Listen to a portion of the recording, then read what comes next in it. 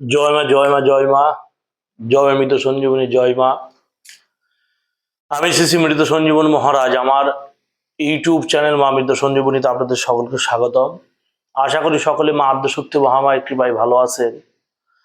আমি আপনাদের সান্নিধ্যে একটি বিশেষ বিদ্যে দিতে চলেছি, সেটি হচ্ছে কি খুব প্রভাবশালী এবং খুব কাজের একটি বিদ্যে। শুনুন, বিদ্যেটি বলছে, যদি কোনো আশেক তার মাসুককে ভালোবাসায় পাগল করতে চায়, আশক মানে কোনো প্রেমিক তার প্রেমিকাকে ভালোবাসায় যদি পাগল করতে চায়, তাহলে মাসুক যদি পুরুষ হয় তার সেই ক্ষেত্রে কাজ আলাদা, মাসুক যদি নারী হয় সেক্ষেত্রে কাজ আলাদা।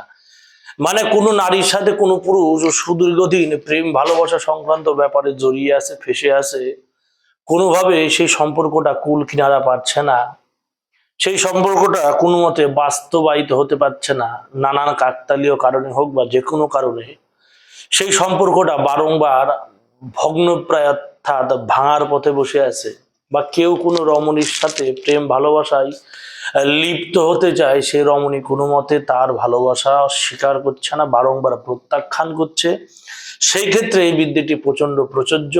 কাজ করে দেখবেন, সর্বাধিক ফলাফল পাবেন। আচ্ছা বলি, এই বিদ্যাটি একমাত্র কারা প্রয়োগ করতে পারবেন? যারা তান্ত্রিক, ওঝা, গুণিন, কবিরাজ, তন্ত্র নিয়ে যারা কার্যকলাপ করেন, একমাত্র তাদের ক্ষেত্রে এসব বিদ্যে বিশেষ ফলপ্রদ বা বিশেষ ফল তারা পাবেন এই বিদ্যেদের কাজ করলে। বিদ্যাটি কি করে প্রয়োগ করবেন, কি এর বিষয়বিধি সম্পূর্ণ বলি। বলছে, যদি কোনো আশক তার মাসুককে ভালোবাসায় পাগল করতে চায়, তাহলে মাসুক যদি পুরুষ হয় তবে একটি বকটি কালো ছাগলের সামনের ডান বাহুতে, তার মাসুক যদি নাড়ু হয় তবে বকরির কালো ছাগলের বাম বাহুতে একটি বিশেষ চমৎকারী নকশা আছে, সেই নকশাটি লিখে তাতে মধু মুছিয়ে মিশ্রিত করে চুলার নিচে দাফন করবে।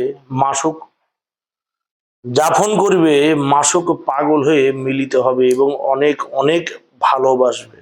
নকশাটি খুব পরীক্ষিত নকশা, এবং একটি বিশেষ দোয়া আছে, যে দোয়াটা আপনার 11 বার পাঠ করতে হবে। একটি দোয়া আছে যে দোয়া 11 বার পাঠ করতে হবে, দোয়া অর্থাৎ মন্ত্র, এবং এটি কাজ করতে হবে। কি করবেন, এটি কালো মাদি ছাগল, মাসুক যদি ছেলে হয় তবে সেই ছাগলের ডান বাহুতে পায়ের ডান পাতে লিখতে হবে, আর মাসুক যদি মেয়ে হয় ছাগলের বাম পায়ে লিখতে হবে। কি করে লিখবেন, ভোজ্যপত্রে অষ্টকন্ধ কালি দিয়ে বা মেশক জাফরানের কালি দিয়ে এই বিশেষ একটি নকশা আছে, চমৎকারী নকশা, সেই নকশাটি আপনার অঙ্কন করে নিতে হবে। নকশাটা খুব সহজ নকশা, আমি দিয়ে দেবো, চিন্তার কারণ নেই। নকশাটা অঙ্কন করতে হবে এবং তারপরে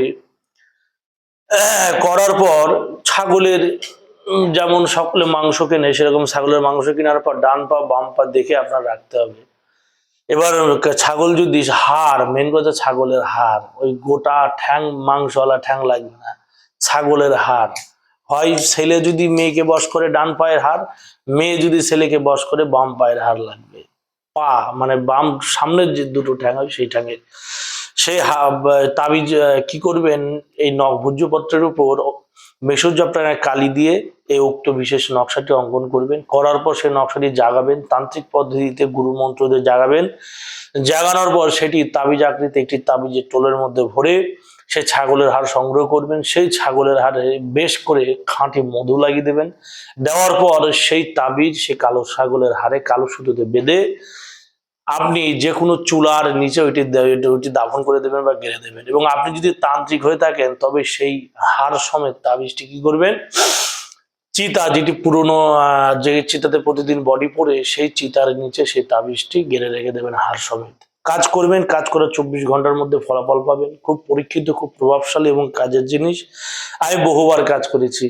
যখন দাফন করতে যাবেন, দাফন করতে যাওয়ার সময় একটি বিশেষ দোয়া আছে, সেটি আপনার পাঠ করতে হবে। বলছে, আল্লাহুম্মা সাল্লি আলা মুহাম্মাদিন আদ্দিকা ওয়া রাসুলিকা কামা সাল্লাইতা আলা ইব্রাহিমা ওয়া বারিক আলা মুহাম্মাদিন ওয়া আলা আলী মুহাম্মাদিন কামা বারাকতা আলা ইব্রাহিমা। আল ইব্রাহিমার একটি দোয়া, একটি মন্ত্র, সেটি পাঠ করতে হবে। 11 বার পরে 11টি ফু দেওয়ার পর সেটি দাফন করবেন। এবং যখন কাজে বসবেন, কাজে বসার আগে শরীরে 11 বার, শরীরে হচ্ছে 7 বার আয়তাল কুরসি, আয়তাল চারকুল পড়বেন। এবং কাজে বসার আগে 11 বার দুরূদ শরীফ যে কোনো দুরূদ পড়ে নেবেন এবং কাজের পরে 11 বার দুরূদ পড়ে নেবেন। তারপর কাজের পরে অর্থাৎ আপনি এই দোয়া পাঠ করে নিলেন, পাঠ করার পর আবার 15-11 বার দুরূদ পড়ে সেটি দাফন করে আপনি নিজের ঘরে নিজের গৃহে চলে আসবেন। দেখবেন 24 ঘন্টার মধ্যে মারাত্মক একটি ফল পাবেন। খুব সুন্দর, প্রভাবশালী এবং কাজের একটি খুব চমৎকারী একটি ফল পাওয়া যাবে। বহু প্রভাবশালী, বহু কাজের এবং খুব পরীক্ষিত একটি বিদ্যে, যেটি আপনাদের সান্নিধ্যে দান করা হলো। অবশ্যই কাজ করবেন। যারা তান্ত্রিক, ওঝাগুরিন, কবিরাজ একমাত্র তারাই এই বিদ্যেতে কাজ করবেন, সঠিক ফলাফল পাবেন। যারা এই তন্ত্র জগতে নতুন, তান্ত্রিক জগতে সবে প্রবেশ করেছেন, তারা একটু ডিস্টেন্স থাকবেন এই বিদ্যা থেকে, যেহেতু এগুলো সব জিন্নাতি বিদ্যা। এইসব বিদ্যুতে কাজ করতে গেলে আত্মকর্ম যে জানেন না, সে কাজ করতে গেলে সে মৃত্যুর সম্মুখীন সে হবে হবে মানে 90% চান্স আছে হবার। কাজ করার আগে আত্মকর্ম করে তারপরে কার্য প্রবৃত্তি হইবেন। যখন সমস্যাটা এমন পর্যায়ে ঠেকে যাবে যে দাওয়ালে পিঠ ঠেকে যাবে একমাত্র তখন এইসব বিদ্যে কাজ করবেন। এসব ব্রহ্মাস্ত্র বিদ্যে সবসময় প্রয়োগ করা বিধি না, এবং যারা কাজ করবেন অবশ্যই সঠিক গুরুর সান্নিধ্যে বসে গুরুর পারমিশন নিয়ে কাজ করা শ্রেয়। এসব বিদ্যে কাজ তান্ত্রিক ওঝাগুলিন ছাড়া যারা তন্ত্রমতে দীক্ষিত বা যার গুরু বেঁচে আছে একমাত্র তারা এইসব বিদ্যেতে কাজ করবেন। ক্ষতির সম্ভাবনা 0% থাকবে, এবং আপনি যদি মাতব্বরি মেরে যদি নিজে নিজে কাজ করতে যান তবে ক্ষতি কিন্তু 100% হবে। এ ধরনের সমস্যা যারা পড়ে আছেন, প্রেম প্রীত, ভালোবাসা, মাসুক, বউ, স্ত্রী, যে কোনো প্রেম প্রীত রিলেটেড সমস্যায় পড়ে আছেন, আপনারা যদি চান আমার সাথে যোগাযোগ করতে পারবেন এই ধরনের সমস্যা নিয়ে। আমার ভিডিওর উপরে যে নাম্বারটি দেওয়া আছে সেই নাম্বারে আপনারা ফোন করতে পারবেন সকাল 11টা থেকে রাত্রি 9টার মধ্যে। এবং কেউ যদি চালান মারফতে কাজ করাতে চান দূরে থেকে, তাও ব্যবস্থা আছে, আগে থেকে ফোন করে বুকিং করে নেবেন। এবং কেউ যদি আমার কাছে আসতে চান অবশ্যই কি করে আসবেন সম্পূর্ণ পূর্ণ ঠিকানা আমি আগের ভিডিওগুলো দিয়ে দিয়েছি, দেখে নেবেন। এবং যে বিদ্যা দেওয়া হলো, যে মন্ত্র দেওয়া হলো, খুব প্রভাবশালী, খুব কাজের বিদ্যা। আমি বহুবার কাজ করেছি, গুরুর সান্নিধ্যে বসে গুরুকেও কাজ করতে দেখেছি, তাই সেই সূত্রে আপনাদের আমি দিলাম।